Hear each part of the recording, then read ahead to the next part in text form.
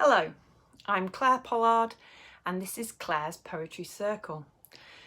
Every week during lockdown I'll be uploading a mini workshop to YouTube for anyone who wants to join in, and there'll be an exercise and you can post your poems up at #Clare's Poetry Circle or put them in the YouTube comments, which lots of people are doing, and I'd love to see your poems and I'll try and reply to them all. Since I last spoke to you, lockdown's been announced, and this is certainly going to be my lockdown hobby.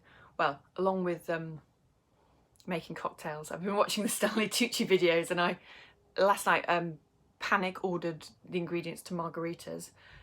So yes, along with making cocktails, this is going to be my lockdown hobby. I hope it might be your lockdown hobby too. If you've never tried poetry before, dip your toes in, have a go. It'll be fun. A weekly exercise is something during the week you can just be thinking about that isn't, the rolling news cycle.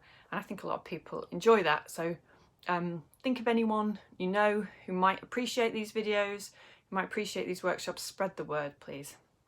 And that would be great. Now, it's Monday morning. I'm doing this hurriedly before I upload it at 11. Slurp of coffee. My reading recommendations for this week. You can see my book back there. It's Ilya Kaminsky's Deaf Republic. Absolute sensational book. One of the best books I've read this decade, I think. And very important read in the week of the US elections. I think most of it's online for free, but I mean, you should buy the book. That's from Faber in the UK. But have a look online, Ilya Kaminsky. Check out some of his poems. They're really, really special. Other reading recommendations, the Forward Prizes were announced this week, and I think their choices were superb. I agreed. Caroline Bird, who's wonderful, Malika Booker, who I used to teach with at City Lit, she's brilliant, and Will Harris won the big prizes, and they're all worth a Google if you haven't read their beautiful poems yet, and hopefully that might inspire you to buy their books too. From independent bookstores, I should say. Don't give all your money to Amazon this lockdown. Okay, what else? Well, let's start the lesson. Okay. So the next couple of weeks I thought we'd take a break slightly from form and think a bit about content. Too often courses for beginners, I think, leap straight into form and iambic rhythm and sonnet forms and so on. But what you actually write about is just as important as how you write it. And subjects can be cliches, lambing season, going to the beach and picking up a pebble and so on, as much as language can be cliched. So it's worth thinking, what do I really want to write about? What do I really want to say or express? Now, poems have a habit of being written in the first person, the I. Lyric poetry traditionally uses the I. You'll find some poems out there written in the second person, which is you. You do this, you do that. Most noticeably, recently, the whole of Claudia Rankine's staggeringly good book, Citizen, which I'd really recommend. And there are lots of good poems written in the third person too, so that means about a person who isn't an I or a you, but a he, a she, or a they. Ballads are often in the third person. Gwendolyn Brooks's The Ballad of Rudolph Reed, the title tells us it's a story about a third person. But most poems are in what we call the first person. They use the I. So what I'd like you to think about today is the I of your poems. Is that I you? Maybe it is. When we read a book of poems, we often feel the poet's talking directly to us, talking honestly to us about their personal experiences. And some poets kind of trade on this. I do too. My most confessional book, Look, Clare, Look, says on the back, Look, Clare, Look is the story of a year. When Clare Pollard set off on a 6-month world trip, she wanted to write long poems which engaged with what she saw and felt during her travels. On her funeral, she discovered her father was seriously ill, and his funeral was held on New Year's Eve. And look, there's me travelling in China. I'm in the Forbidden City. And this is my I, the night I got engaged that autumn when my father was ill, in the Tate Modern, in front of Olaf Eliasson's giant sun installation. So photographic evidence that the poems are true, right? But my husband, who is with me, will still read it and say, well, it wasn't quite like that, Claire. It was a gibbon, not a monkey. It didn't rain that day. Small things, but I've rearranged things for the sound, perhaps, or for, I might argue, an emotional truth instead of an actual truth. And of course, when we write poems, we're often editing our own experiences, and it's a performance too. We're kind of performing ourselves. Anne Sexton was known as a confessional poet, and she has a book called Live or Die, which she describes as a fever chart of a year. It's a kind of journal of a year. That was a big inspiration for me when I wrote Look, Clare, Look, which is a kind of journal of a year. And she has a line, I fake it up with the truth. I think that's a great line. Now, let me read you a poem of mine I wrote over a decade ago. And it's in my book, Changeling. It's kind of typical of the way I fake it up with the truth. I wouldn't normally, if I was teaching at, the poetry school or an Arvin or something, read my own poems in workshops. It always seems to me a bit showy-offy and embarrassing for the students. But in this case, I can't really read someone else's poem and say, what do you think they're lying about? I don't even know. So I'm going to use one of my own. I'm going to read this poem out, and I'm asking you to spot the artistic license, okay? Which bits of this are too poetic to be true or too neat to be true? Where do you think I've twisted the truth a little bit? Get your pen and jot down anything you think that I might have changed from reality. It's like that game where people say 3 interesting things about themselves, and one of those things is a lie, okay? So 30th. Sandy Denny's singing Who Knows Where the Time Goes, and it isn't us still partying on a Sunday afternoon, slumped on a garden patio beneath a greasy sun after a night of pale, crooked lines, after improvised cocktails of gin and raspberry vodka. She died at 31, someone says, plucking an olive from an ashy slick, fell down the stairs. And I'm aware I'm wearing grim, glittery rags, yesterday's knickers. My back to honeysuckled brick, I flick tongue over gums that taste like a gun in the mouth. A mobile flails on the table, flashing mum. No one picks up. We know how mothers fret over the ticking clocks, our one-bed flats, our ovaries. Instead, we fill our plastics up with cider and watch wasps as they circle spikes of lavender. The big sky's cirrus scraps, a brimstone butterfly flaps, then settles on a blackened bone. My friends, we are so lucky and disgusting, and we'll pay for this tomorrow. Did you spot them?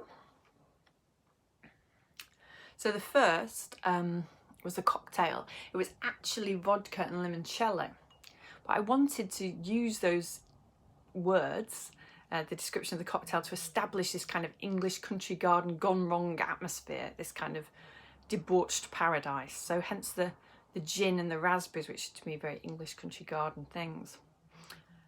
The fact about Sandy Denny wasn't said aloud at that moment, nor did my mum ring at that moment. Now, both those things did happen to me that month. Someone told me about Sandy Denny and I didn't pick up the phone because I'd been partying all night, I was too hungover.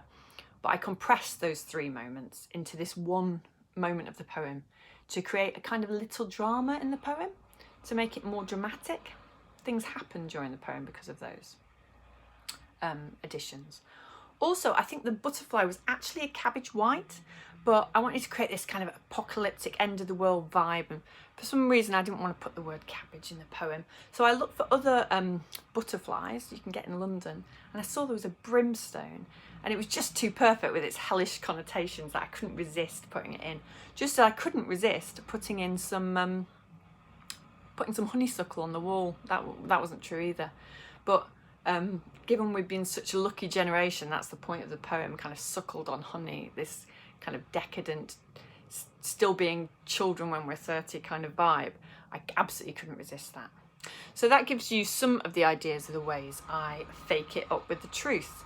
And it's also quite typical of me in that it gives a kind of bad version of myself. I think I have a tendency as a poet to write out the darker part of my character rather than poems about me being nice. I'm a bit squeamish about poems about me being nice. I struggle with kind of feeling showy-offy somehow.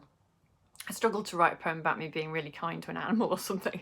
So that's another way in which the I of my poems is not quite like the me who's speaking to you now. I kind of, it's often this kind of darker side of myself. Another reason I'll just put out there you might change details of a poem is to protect people, of course. A wonderful poet I know wanted to explore the experiences of her brother who was suffering from trauma. So she changed their gender in the poem. She transformed it into a sister in the poems, and she found that very freeing. And then, of course, there's it's worth saying there's a whole scale. So there are poets whose I speaks an entirely truthful version of their memoirs, whose only thought is to bear witness. And at the other end, there are those whose I is always an invented persona. And we're going to talk about dramatic monologues next week. Their poems are always spoken by invented characters, some poets. And there's lots of poets in between who are sometimes truthful, sometimes faking it. There's no section for fictional poetry or non-fictional poetry in the bookshelves of a bookshop. So you can never really assume, and I always tell my students this, when you're critiquing someone else's poems, always say, the speaker of this poem seems really unhappy, not you seem really unhappy. It might be them, but it might not. You know, and as readers, you have to treat it as art first and foremost and not assume anything. There's some really bad drilling going on next door, but I want to put this up at 11 o'clock, and I'm sorry about the drilling. I don't know if you can hear it, but the drilling keeps coming on and off. Anyway, I hope it's not destroying your poetic reverie. So this week you have permission to lie. There's a great poem by the confessional poet Anne Sexton, who I mentioned earlier and I love. I did my master's on her, and it's called Self in 1958, a portrait of a year in which she was a housewife about to have a breakdown and be institutionalised. And we've been writing a lot about 2020 the last few weeks, but I'd like to pick an important year. I'd like you to pick an important year for you in the past, not 2020, way before COVID. A year from the past when your life was very different from how it is now. Perhaps a year something big changed for you too. And the title will be Self in that year. So the title will be Self in 1991, Self in 1978, Self in 2006, etc. And what I'd like you to think about is all your senses in your description of that year. The senses can be very evocative. So the big emotional stuff, but also what song were you listening to? What tastes take you back then? Was there a meal you always had? Are there particular colours or smells? Maybe pause the screen now and just jot some of those things down that are going to evoke that year to see if you can weave them in later. The date, a song, a meal, a smell, a colour, a texture. Okay. And you're going to draw on those memories to give us a poem that's a self-portrait, a glimpse of who you were back then and what you did. But I'm also giving you permission to tell 3 lies in this poem. You might change things to protect people. You might change your lover's name. You might change a description that would give them away or a friend's problem.